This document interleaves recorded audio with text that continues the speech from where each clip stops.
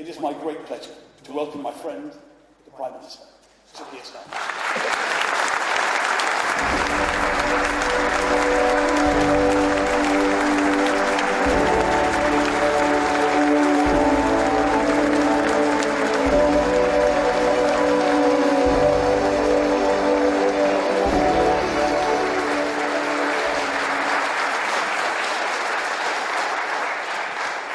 Thank you, Johnny, and thanks to all of you for being here. It's fantastic to stand here and to look out and see so many of you here, and I'm really grateful that you've made the effort and you are here. It means a huge amount at the summit. And some of you, I know, have come a very long way to be here. You've flown in a great distance. Some of you will be going straight back out again afterwards. You made a huge effort to share with us the precious gift of your time, and we're really, really grateful for that. And welcome to the Guildhall, London's ancient town hall. Isn't it a fantastic building? It's really breathtaking, this Guildhall. Not, of course, to be confused with the nearby Guildhall School of Music, where I once pursued a fleeting ambition to play the flute professionally. I kid you not, complete with then long hair and very, very flared jeans. All photographic evidence has been destroyed, I'm afraid. But today we're pursuing a different ambition, a shared ambition: growth. You have to grow your business, and I have to grow my country. I'll leave it to you to decide if you think voters or shareholders are the more forgiving audience. But without growth, let's just agree, it's a difficult conversation, whoever you're talking to. And that therefore growth is the cause that binds us together, the shared endeavour of prosperity. It's why we've made it the #1 test of this government. And I'm determined to do everything in my power to galvanise growth, determined for this country to be the highest growing economy in the G7. That is our most important national mission, because it's the only way to deliver the mandate for change that we've won. Growth is higher wages. Growth is a more vibrant high street. Growth is public services back on their feet.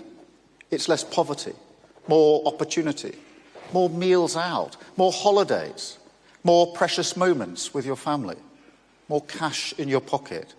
And of course, for any business, it means a bigger market, higher demand, a more secure and prosperous future. Your effort and enterprise rewarded in profit. But it is much more important even than all that. We live in an age when political fires rage across the world.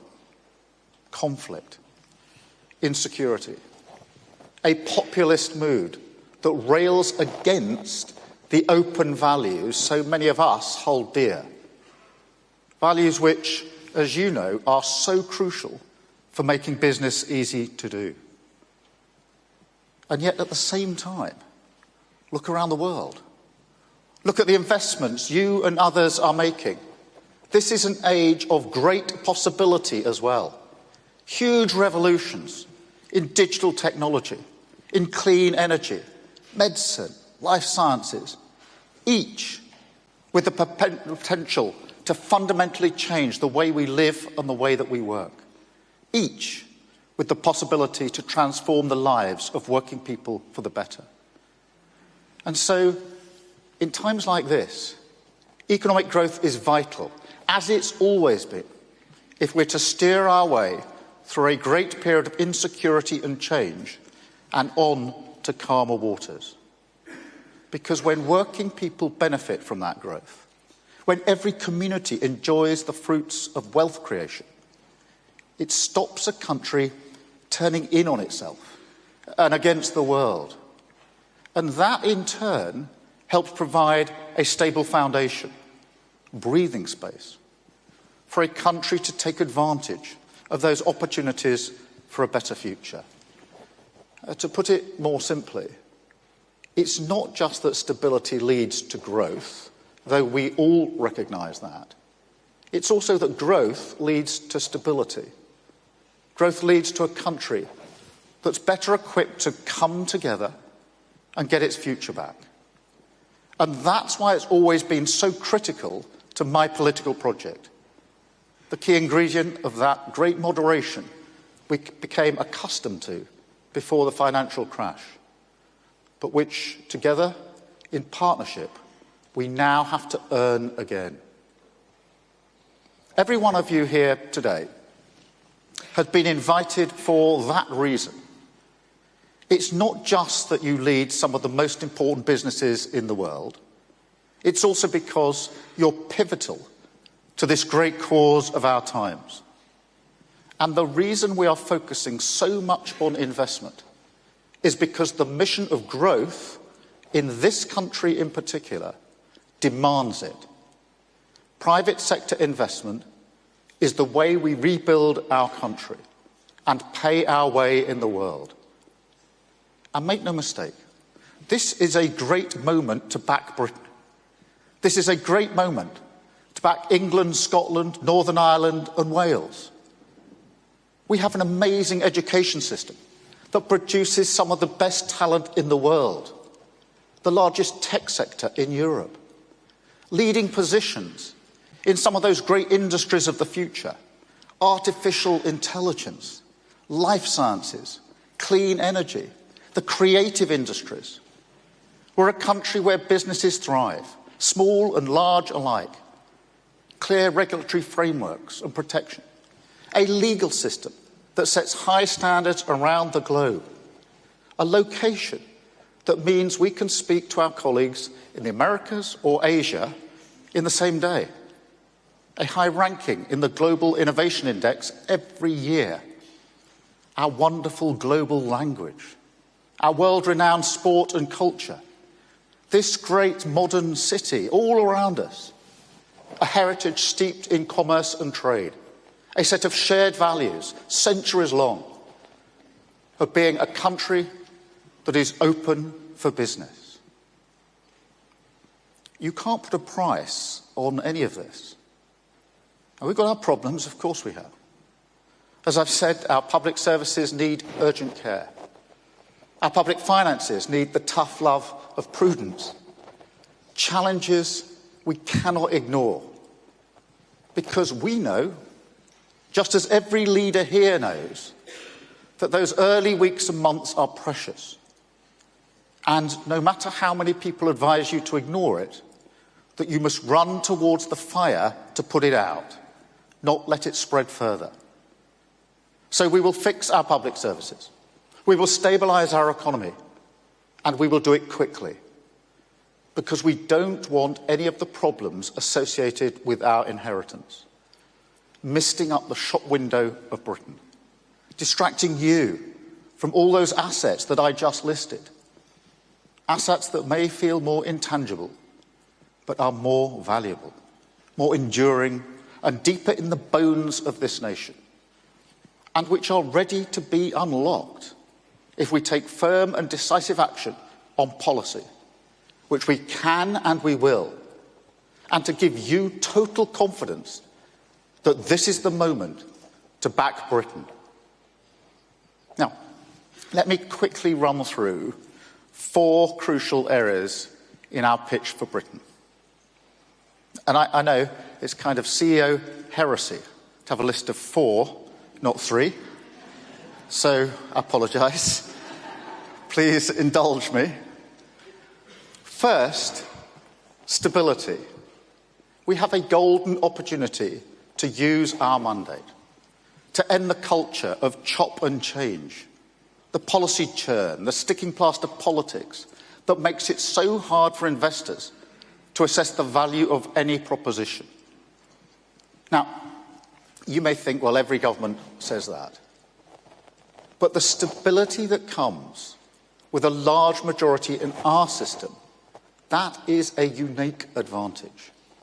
And we have the determination, the focus on clear long-term ends, a mission-led mindset that thinks in years, not the days or hours of the news grid, needed to unlock the potential. And don't doubt that, Second, strategy. We're building a more strategic architecture for growth, a way for investors to have a much steadier hand on the tiller. That's why we've announced a new National Wealth Fund and switched on Great British Energy, which will accelerate investment in clean power and future technologies, like carbon capture and storage, for example, which we backed alongside BP, Equinor and Eni, and which shows the hard-headed approach we will take to industrial policy. A partnership, sharing the risk with the private sector. Ambition, absolutely. But also unsentimental, guided by the market, focused at all times on the real potential for comparative advantage in this country. You know, this is the point I would always make about our modern industrial strategy. In this country, there's been a long, rather arcane political debate about picking winners. Well, we're not in the business of picking individual winners, but we are in the business of building on our strengths, mowing the grass on the pitch, making sure the changing rooms are clear and comfortable, the training ground is good, so that when our businesses compete, they're match fit. That, to put it simply, we give the businesses of this country the best conditions to succeed. And I don't know why that's sometimes controversial in this country. Industrial policy seems fairly commonplace elsewhere in the world, but it is fundamental to the way we see our job on growth and our relationship with a room like this. Third, Britain's global standing. We're determined to improve it, determined to repair Britain's brand as an open, outward-looking, confident, trading nation. But I see this as diplomatic necessity. And I think it's clear how much priority I've given it in the first 100 days of government, all around the world, whether it's countries or investors. People want to know that Britain can be a stable, trusted, rule-abiding partner, as we've always been. But that somehow, during the whole circus that followed Brexit, the last government made a few people less sure about, needlessly insulting our closest allies. And, of course, a few choice Anglo-Saxon phrases for business. Well, no more. We've turned the page on that decisively, and we will use that reset for growth. Finally, fourth, regulation. Now, I don't see regulation as good or bad. That seems simplistic to me. Some regulation is life-saving. We saw that in recent weeks here with the report on the tragedy of Grenfell Tower. But across our public sector, I would say the previous government hid behind regulators, deferred decisions to them because it was either too weak or indecisive, or simply not committed enough to growth. Now, planning is a very real example of that. Or, for friends from across the pond, permitting is a really clear example of that, the global language. But anyway, the key test for me on regulation is, of course, growth. Is this going to make our economy more dynamic? Is this going to inhibit or unlock investment? Is it something that enables the builders, not the blockers? Now, I know some people may be wondering about our labour market policies introduced last week. Let me be clear. They're pro-growth. Workers with more security at work, with higher wages, that is a better growth model for this country. It will lead to a more dynamism in our labour market. And seriously, we need to think differently about this. A nation's position in the world is changing all the time, as must its growth model. So while I know that this is a room full of businesses who take investing in their human capital seriously, when I look at the British economy as a whole, it does seem as though it's sometimes we're more comfortable hiring people to work in low-pay, insecure contracts than we are in investing in the new technology that delivers for workers, for productivity, and for our country. And we've got to break out of that trap. But we've also got to look at regulation across the piece. And where it is needlessly holding back the investment we need to take our country forward.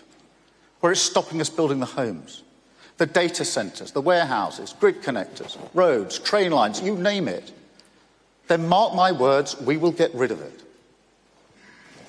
Take the East Anglia 2 wind farm. Now this is a £4 billion investment, 1 gigawatt of clean energy. An important project, absolutely. But also the sort of thing a country as committed to clean energy as we are needs to replicate again and again. Now, regulators demanded over 4,000 planning documents for that project. Not 4,000 pages, 4,000 documents.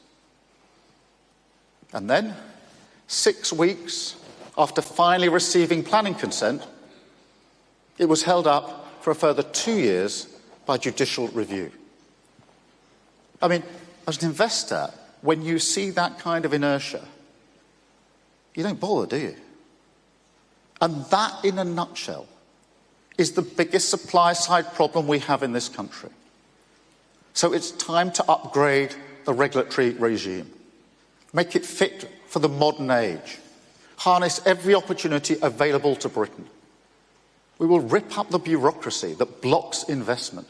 We will march through the institutions and make sure that every regulator in this country, especially our economic and competition regulators, take growth as seriously as this room does.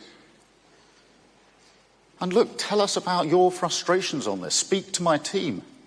Speak to me, to Rachel, to Johnny, to Ed, and our new Minister for Investment, Poppy. Any leader knows the importance of a good team, and we've got one here. We're united behind growth. Our door is open, and the work of change has already begun. We're reforming the planning system. The onshore wind ban has gone. New projects in solar, wind, tidal energy, carbon capture and storage, tax relief for the creative industries, investment from the world's leading companies, Blackstone, Amazon, a new partnership with CyrusOne to build data centres in Didcot, finally grasping the nettle on airport expansion, a new £1 billion commitment from Manchester Airport Group to expand Stansted, opening up new routes for work and holiday destinations. The first of tens of billions worth of inward investment deals that we will sign today, because we're determined to lead the way on growth, determined to get Britain building, determined to get our economy moving through the shock and awe of investment. That's the message to take home today. When the big decisions are made, when you go back to your boardrooms and ask, where does our money go? Where do our jobs go? Where does our investment go for a better future? Let me offer you a new answer. It's time to back Britain. Thank you very much indeed. Thank you. Thank you.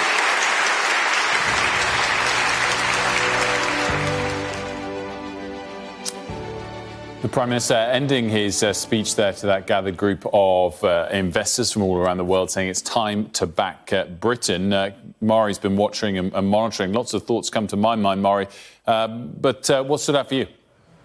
Yeah, Wilf, I mean, I think those kind of four, he could have talked about 4 areas for a pitch of Britain. So it was stability, strategy, improving Britain's standing on a global stage, and finally regulation. And regulation was really where we started to get into a bit of the weeds on exactly what Labour are planning on doing, and also trying to kind of almost assuage some people's fears about sounding too much like previous Conservative governments when it comes to kind of ripping up red tape or kind of combating bureaucracy. And I think for me, that was the most interesting part of the speech. He was talking about how it was way too simplistic to say that regulation was either a good or a bad thing. He gave examples of when regulation is a good thing. For instance, when it comes to building safety regulation, considering what we saw with the Grenfell Tower fire, for instance.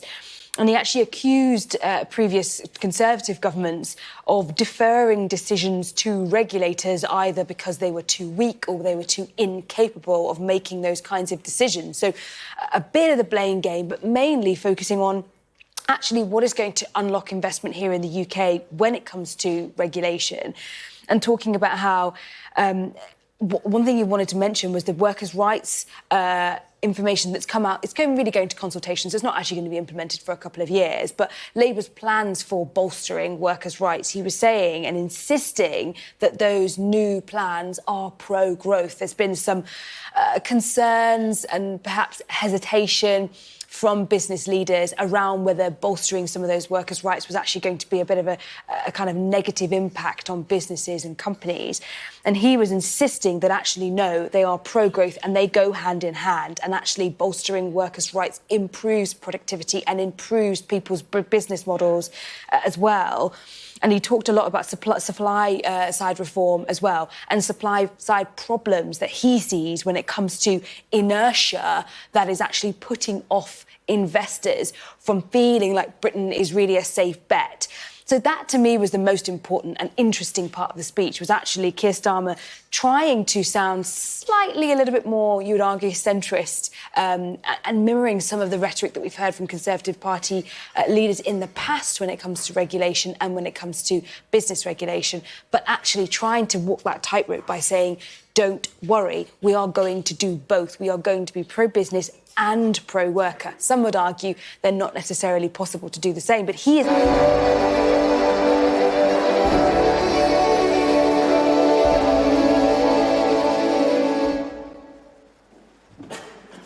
Right. Good morning, everybody. We are here to talk about growth, and specifically your long-term execution plans to make sure we deliver it together so that everyone here doesn't just back Britain, but bets big on Britain. And I want to start, Prime Minister, with the question of our competitiveness. You've been crystal clear, it's all about growth, and that is something that you want to lead in partnership with business. But every investor in this room has choices. It's about our relative competitiveness. So how versus other G7 countries or the rest of Europe and the region, are we going to make sure that the costs of doing business in Britain are competitive, that the regulatory environment and the changes you're going to drive are going to be competitive, and perhaps, most importantly, if we can just all look beyond the immediate budget cycle focus and take a long-term view. During your watch, what do you most want to have achieved in reform for business to make Britain worth this bet? Well, thank you for that. I think it's a really important opening place. There are a number of components that I think are important, and you can almost sort of work down through them.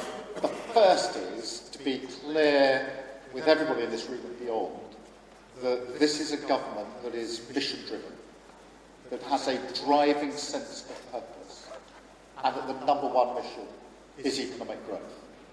And everything else ladders up to that. So this real clarity, I think one of the biggest mistakes of governments, particularly recent governments here, has been too much focus on the short term, too much chop and change, too much what I call sticking past to politics. So you've got a government with strategic long-term vision, which is around a very clearly defined mission. And that helps with certainty, strategic thinking, but it also helps with priority, because all governments have to prioritise, difficult decisions are made all of the time. And this gives us a yardstick, if you like, which is it pro-growth, in which case, yes, or is it not pro-growth, in which case, no. The second thing then, alongside the mission, but crucial to it, is that we've got a good majority under our political system. And that's not about political bragging and the numbers.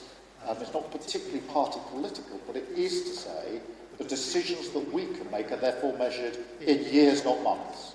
And for investors, that's really important. Now, that's the sort of high-level issue. So it's growth, it's mission-driven, it's got the stability that we need. But what I also want to make clear today is that we have listened good and hard to execution questions, the point you put to me. That's all very well, but how does that actually materially make a difference to me as an investor? Because, as you rightly say, we've got choices to make. We could invest here, we could invest somewhere else. So how do you change the environment? Now, on the positive column, if you like, we've got brilliant assets, brilliant education, brilliant skills, some of the best universities in the world, and real leaders, artificial intelligence, life sciences, you name it. Because all of the assets I just listed in my speech, really strong attributes of the UK. But in the other column, we've got some inhibitors. And it's those that we need, well, we need to absolutely champion the brilliance that we've got to offer. But we need to get rid of some of the inhibitors. And most of my determination to get rid of the inhibitors has been through conversations with people in this room around planning. It takes far too long to get decisions on planning, far too long, measured in years, not months. And so we've got to streamline that, and that's what we've already started on. On regulation, again, what I was trying to say in my speech, I'm not, as it were, saying all regulation is bad, but the sheer volume that we've got here and the inconsistency with different regulators or bodies pulling in slightly different directions means it's not just the volume of regulation, it's also the fact that there's not even a sort of clear landing path in for investment. That is what we need to strip away. There are other things as well, the grid, the infrastructure, etc. And we've set up some of the mechanisms now for doing that. Huge, we've got investment minister, we've got a real focus on innovation, the National Wealth Fund, Great British Energy. But it's doing them both together. But the one thing that having a good majority gives you is the opportunity for bold action very early on in a parliamentary term to do the things which have always been put in the too difficult box. I mean, everybody knows planning is a problem. We know this. Anybody who's ever been involved in investment infrastructure projects will know planning is a problem. But until now, you've had a mindset in politics which is that, well, let's put that in a difficult box because it raises too many issues. Everyone knows that regulation actually needs to be streamlined and made fit for purpose. But again, too dangerous to deal with. Let's put it in a too difficult box. I think now's the time to absolutely grasp these things, to create the environment for investors to invest. And the final thing I'd say is this. This has to be a partnership between a mission-driven government on the one hand and the private sector on the other. But what's important in a partnership is that both partners don't try and do the same thing. The government doesn't try to do what investors in the private sector does, because investors in the private sector do it better. But equally, that we are setting the mission, what we want to achieve, so investors need to know, I'm happy with the end destination. And then what the government's role is to make sure that the path is cleared for that to succeed. And therefore there's different bits of the partnership that if they're done well as a true partnership, I think create conditions. I think there's a real window of opportunity here in 2024 for this to happen, and we have to seize it. So Eric, as an investor yourself, when you listen to that list from the Prime Minister, what do you think is most important to keep the UK competitive? What's missing? And what do you think is the risk to us to delivering this successfully for the country? I was shocked when Labour became strongly in favour of growth. Wealth creation is the #1 mission of a Labour government. Did you hear that? Yeah. It's true. And I actually know you well enough to know you actually believe this. So when I look at this, I say to myself, how will you pull it off? In the time I've spent with this group in the last few days, there's plenty of money that's going to come into the country if you achieve what you just said. So when I listen to this, I think maybe instead of calling it regulation and investment, you should call it a lot of investment and very small amount of regulation. Or maybe you need a minister of anti-regulation. A more serious proposal is that democracies, especially something as long as old as this one, have so many ways in which people can say no. I'd much rather, and I think the business community would much rather have a single person who can say yes or no, and who says no, and then they can move on. The cost of capital and the delay is killing you. And furthermore, you're not going to achieve your 2030 energy goal, which is laudable, without fixing this. You have a tactical leadership problem to achieve this, and I think you can pull it off. But you have to figure out a way to get control. You have strong political capital right now. You've just started. You're forming your government. You've got to find a way to get them to move on this agenda as opposed to just go like this. That means I'm listening, not that I'm doing it. No, I think this is a really big challenge. It has to be a cross-government priority, not just within the Treasury team. It's got to be across government. And one of the things we've done is to create mission delivery boards, which doesn't sound like a very interesting concept, but is vital. If you're going to do this, you've got to do it horizontally across all different departments at the same time. And get those silos So out. we are setting up some of the structures that will do this. But in the end, it's a mindset. It's a mindset of does this promote growth or does it not promote growth, being the most important question we ask ourselves. So can I come to the question of where we sit in the global context? One of the things I often hear is that people like investing in Britain because it can be a source of innovation for the world. We have a great track record of doing that.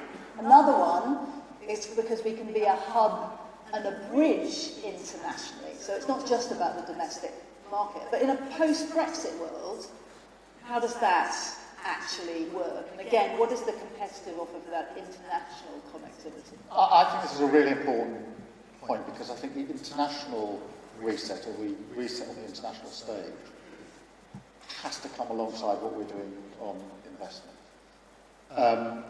Whichever way people campaigned and voted on Brexit, one of the consequences, to my mind, was that the impression was given that the UK was more interested in sort of turning in on itself, becoming more isolated, and less interested, frankly, in the outside world than we once were. We've always been a champion of the outside world, always been looked to for influence, a sort of pragmatic problem-solving country that very often was able to take a lead because of those key qualities. And that, as I say, this actually isn't an argument about which way we voted or not, but the impression became that there was a lot of chaos after Brexit because actually nobody quite knew where we were going next. And it looked as though we were sort of looking at ourselves. By resetting internationally, which is what I've spent a lot of capital on in the first 101 or 2 days, we can be clear again that we want to play the role we used to play on the international stage, confident, outward-looking, values-driven, abiding by agreements that we make that matters, and we've got real attributes to go with it. Bridging to partners, whether in Europe or elsewhere across the world, which we can do, and that's why I've spent quite a lot of time trying to rebuild those particular relationships. But also clear that I won't go through everything in the speech that I had in terms of our language, our timelines, and the rule of law, which is hugely important to every investor. If people are going to invest in the UK, when they can invest in other countries, they need to know, as they do know with our legal system, that they can be confident that should there become a point of dispute, it will be resolved properly, quickly, and with the highest sort of calibre of judges or adjudicators. And all of that matters on the international scene.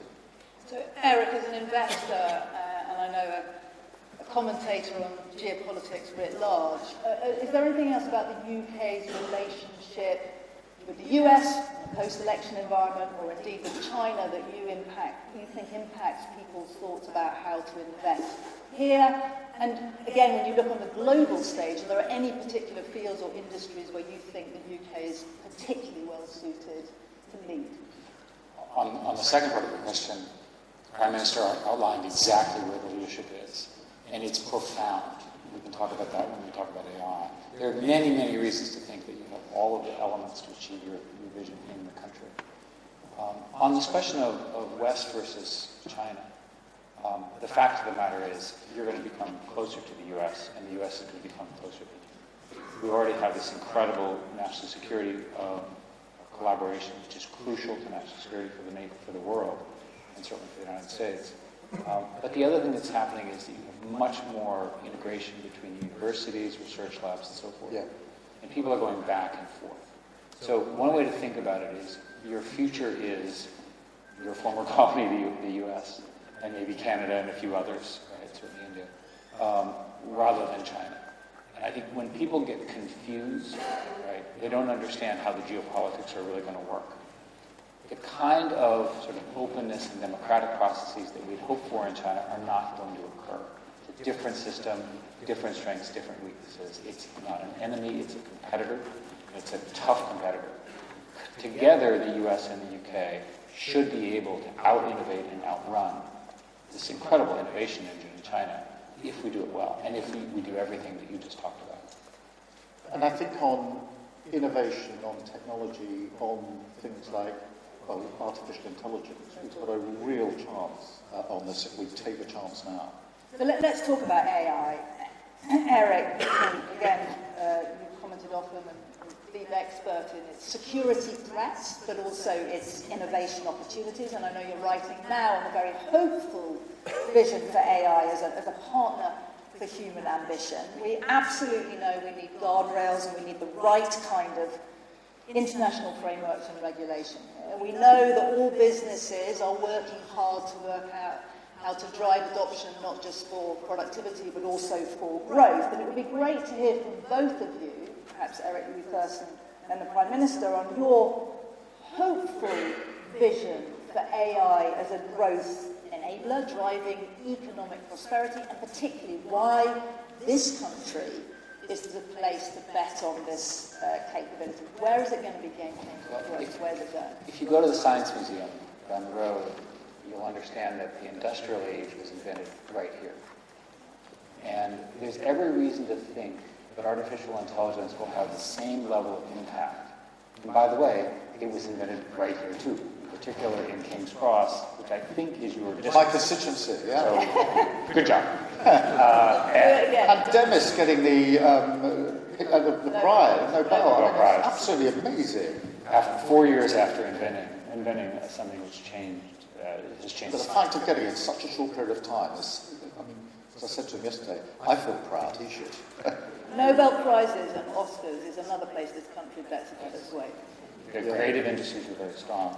So one way to think about it is that you're actually beginning something which will go on for 50 or 100 years that will change society in really profound ways. And my answer, which is the hopeful answer, is that we will work with this alien intelligence, not to scare you, and that intelligence makes us smarter and more effective as humans, and that the world becomes more efficient. I can't prove it, but my opinion is each and every one of us will become at least twice as productive. Frankly, you can get twice as many speeches, you can have twice as many laws. Not sure the audience will. You can invent incredible life-saving drugs at twice the speed. I can make stuff up at twice the speed, whatever. But the key thing here is that people who worry about our AI don't understand that it's fundamentally in search of efficiency gains. It's optimized around efficiency, at least in its current form. What's interesting about Britain is, in addition to being the progenitor of all of the diaspora, of all the people who are now being funded with enormous amounts of money without any product, revenue, or hope, it is a different term. Nevertheless, all of that has occurred as a starting point from here. And the consequence of all of that is an enormous wave of investment that will benefit each and every industry by making it more efficient, more successful. What happens to humans? Their incomes go up, not down, in this scenario. That's the important point. The UK, a year ago, established the core structure of AI safety and security. And this is an example where the UK system, the British system, has, frankly, stronger civil servants who are smarter and who are more committed to this and who are, frankly, stable. And as a result, you can sort of work with them. So I think there's every reason that the UK can not only help innovate and build this, but can also help deal with the guardrail issues. Yeah. And there's a reason why we started in the UK first. Prime Minister, anything you want to add on ambitions for AI here? Well, I mean, what Eric said is hugely motivating and inspiring, in a sense of what this is capable of achieving and changing. I'm almost said in our lifetime, but actually over the next 5 to 10 years, it's going to be incredible change. I think one of the most important things for a government is the posture.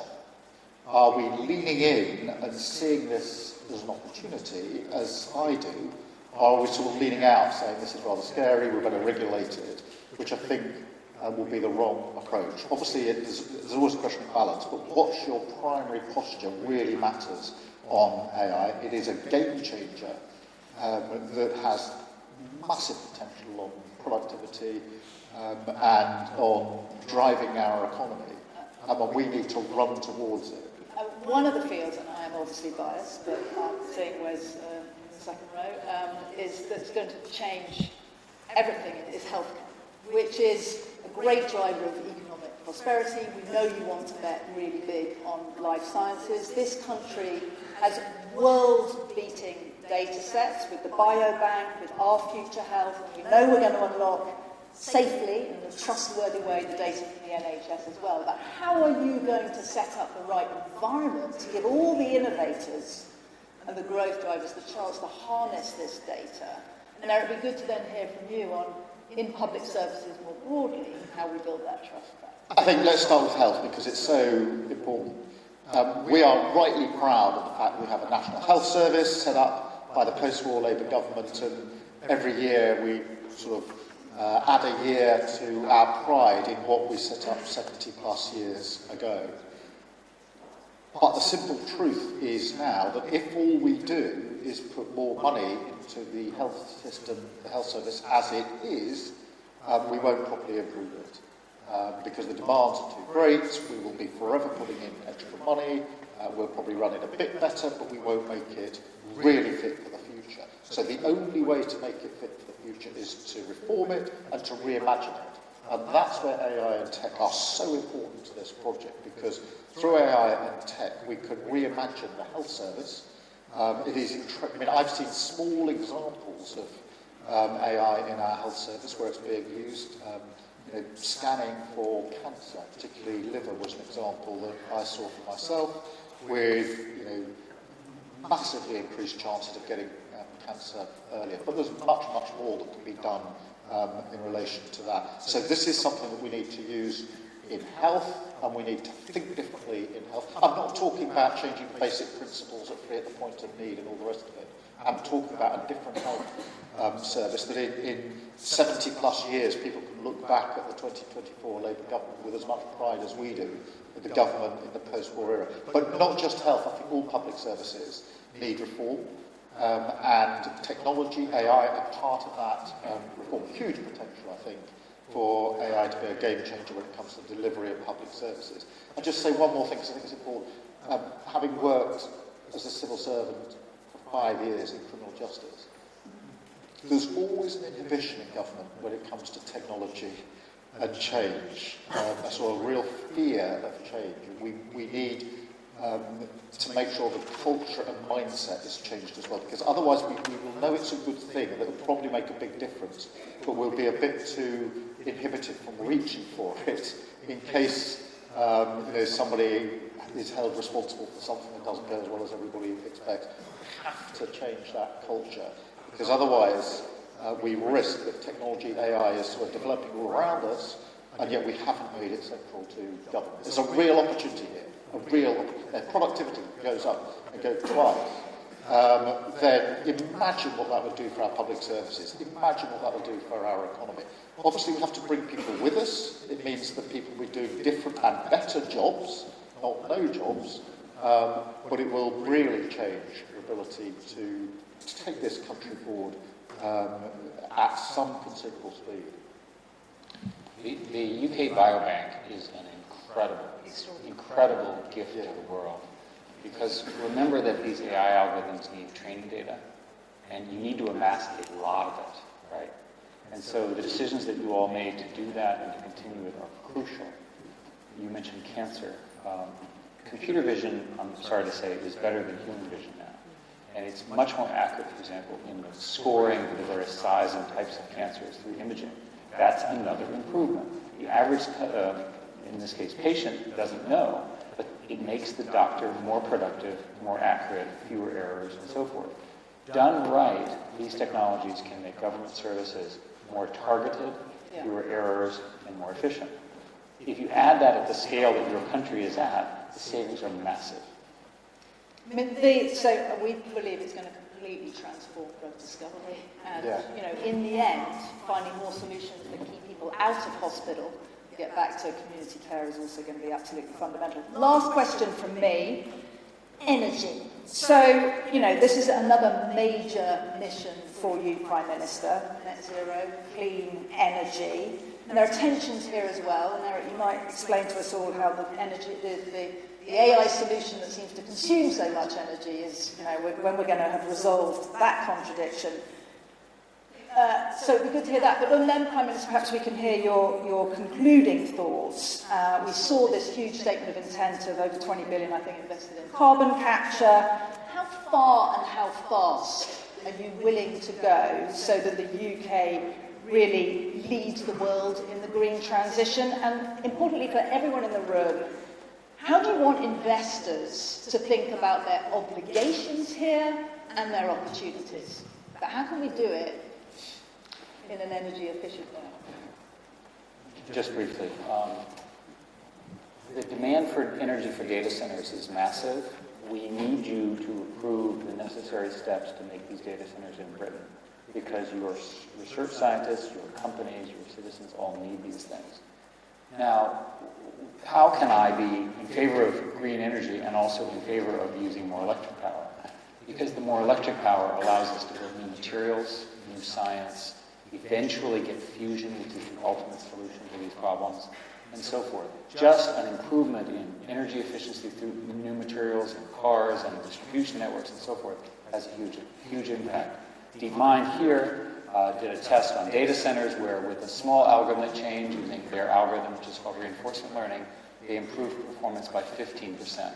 If you had a 15% improvement in energy efficiency in the distribution in Britain, think of the amount of additional capital that would free up for further investment. So it's paradoxical. Invest in AI, and as a result, the solutions to the energy transition become apparent much quicker. This is so important because we are absolutely committed to clean power by 2030, which is really tough. It's the most exacting anywhere in the world in terms of getting to clean power. It's tough, but it's doable. And what it brings with it is security, because I spoke about the ever-increasingly volatile world, which has caused great fluctuation in energy prices, which has borne down on families and businesses alike in recent years. It gives us energy, security, independence, lower energy bills, and obviously locks up lots of jobs for the future with it. So we're determined to do it for all those reasons. I mean, on the face of it, there is an apparent tension between AI and technology, which is massively going to increase the demand for energy, and this, absolutely running towards clean power 2030. I actually think that if you step back, the two go together. In other words, what you need for your development, your AI, is more energy, but clean, reliable, cheaper energy, homegrown, is the answer to that conundrum. And actually, if we get this right, it becomes an incredibly important selling point of the UK in terms of why would you want to put your databases here? Why would you want to develop AI here? Answer, because alongside our commitment to growth and technology is our commitment to a cheaper, more effective, more independent, more security energy source, which we can ramp up at scale. So on the face of it, there's a tension, but I actually think that we're smart about this. We can turn that apparent tension into a massive advantage. But it just goes back to where I started. We have got to be mission-driven. We've got to have absolute clarity of purpose, because there are always side winds in government. This happens all the time. There's this argument, that argument. And staying steady to the course of purpose and mission is crucial in this. Well, that was our last question. I think I'm going to be allowed just one from Margarita from Vodafone to finish us up. it is all about growth, and we think the answer to every question is AI, but it's actually about people. Margherita. Thank you, Emma. And actually, I wanted to build on the conversation on AI, because I'm sure you are acutely aware that most companies around us are wrestling with how do they accelerate AI adoption against a range of challenges, energy and digital infrastructure being there, but also access to talent. So specifically on talent, two-part question. To Eric, when you are not a company that develops AI, how can you actually be attractive for AI talent? And to the Prime Minister, we have just mentioned how the UK starts off in this race in a very good position with strong AI centres of excellence. But it's tough competition, so when you look beyond today, how do you plan to make the very strengths that the UK can put together to sustain leadership on AI talent? Thank you. Well, let me take the second question first, because I think, look, we do start in a very good position at the moment. In the top 3 in the world when it comes to AI, with that prize, Nobel Prize, to Demis is really significant in terms. Not the whole sector here has put us in a fantastic place. Our universities, academic institutions are world leading, a much overused phrase in politics, but true when it comes to our universities. We need to make sure we've got the right talent here available, and that is also there for business and investors. But we also need a real clear statement of intent. This matters, and for that reason we're going to go with this rather than allow anyone to sort of relinquish the advantage that we have in the starting position that we're in. So all of those are important, and that matters to us as a government, but I think it matters equally to every business, every investor in the room, because this is going to be a real game changer in the next 5 to 10 years. And we have to be at the front of this race. If we become spectators, others will run past us, and we cannot allow that to happen. A pro-growth agenda would start with high-skills immigration, which is now in place here and should be expanded. The current problem is very, very real, what you're talking about. It's also temporary, because the market signal in terms of education and so forth, all sorts of incredibly smart people are now getting graduate degrees in AI, and the key thing to do is to get them to either stay in Britain or come from Europe into Britain to do so. And I think that will solve it. In the very short term, the answer is probably working with some of the incumbents. But the real answer is just more talent. When the stuff is hard, it's complicated, it's being built now, it's bespoke. Sometimes it doesn't make sense to me, and I have a PhD in the area. So give it a little bit of time. With the right leadership on your part, Britain can have all those people. They love working, they love living here. So AI and human beings together can be great growth drivers. Business and government together hopefully are going to be very ambitious and successful growth drivers. It's a wonderful day for us all to be thinking about betting big on Britain. Eric, Prime Minister, thank you very much. Thank you very much.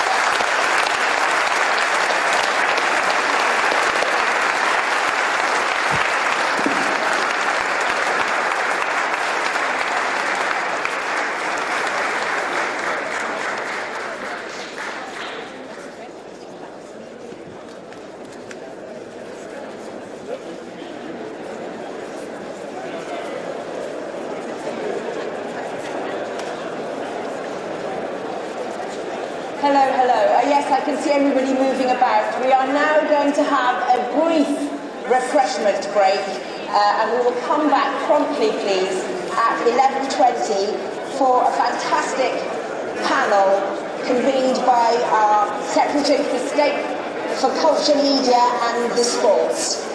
Please come back at 11:20. We'll see you then. Thank you.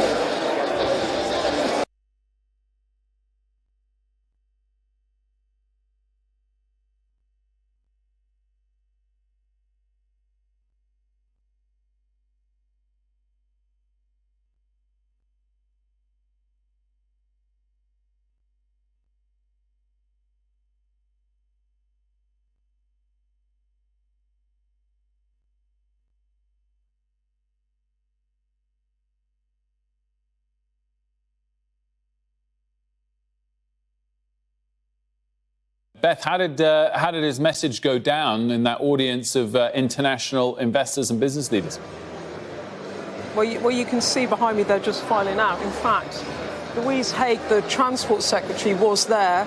She caused a bit of a stir, didn't she, over that P&O row. She's just disappeared. But this is all about the mood music of this room. Investors from all over the world, from some of the world's biggest companies, come in here, and Keir Starmer on stage there with the big sell, the hard sell. He had 4 main points. He said that it's an end of sticking past to politics. We've heard him talk about that a lot. He said we are going to be a mission-led government in the mindset of dealing in years, not months. No more chopping and changing, as he put it. He talked a lot about industrial policy, trying to talk to investors about the fact that government would be more active in investment and partner with business. That's what they wanted to do.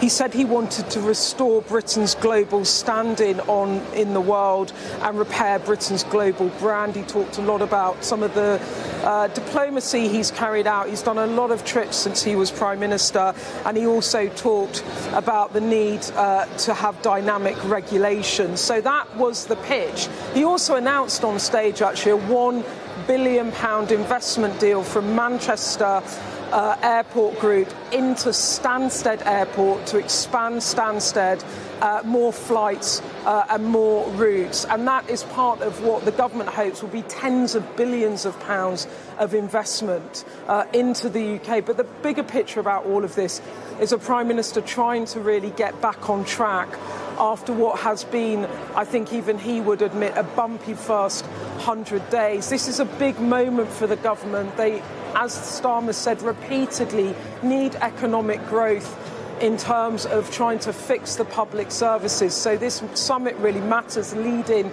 into the budget. And on that, there was a bit of a hint about what they might do in terms of changing borrowing rules in order to invest more in public services. The Prime Minister said our public services need urgent care, our public services need the tough love of prudence, challenges we cannot ignore because we know, just as every leader here knows, the early weeks and months are precious. Perhaps a nod there to the way he dropped the ball a bit, getting going in his own government. He said you must run towards the fire, put it out, not let it spread further, so we will fix our public services. That seems to me a hint that there will be tens of billions of pounds more investment announced in the budget. See this as two phases, really. Phase one is trying to drum up the noise about Britain being open for business, and then the critical budget later in the month, when businesses will learn out how the government is going to deal with tax and spend. And of course, there's a big question at the moment about whether or not the government will decide to lift or tax employers' contributions on NI, on national insurance. At the moment, that is tax-free. It's not taxed if it goes into pensions. Are they going to change the rules? It could raise billions for the government in terms of taxation, but would it put off investment? That's a very live discussion, I'm sure, at this summit and then going into the budget. But Beth, the interesting thing is, I mean, of course, the budget not having happened yet does leave some of this up to interpretation, and we'll see what is followed up on. The other question that will take a bit longer to see what's followed up on is his rhetoric towards regulation, which did sound not typical of a Labour Prime Minister. What was your take on that? Well, I think there was a bit of a joke actually on the stage as well from Eric Schmidt, the former chief executive of Google, because actually when Keir Starmer was talking about regulation and regulation having to benefit growth, Eric Schmidt said something along the lines of he was shocked when he heard a Labour government saying it was pro-growth. Eric Schmidt then went on to say that if the government delivers on what it says, then lots of money will flow into the UK. But then he quipped, maybe the government needs a minister for anti-regulation. Look, regulation is clearly a sticking point for many businesses. Post-Brexit, regulation has only got worse in terms of trading with Europe. I think we are going to hear more from the Labour government on regulation later this week. They know it is a big issue that they need to tackle. They've just put out a paper around their industrial strategy. They're making these announcements about investment, but regulation, of course, will be key in trying to attract investment here. And I think the government are going to come forward with some ideas, perhaps even as early as this week.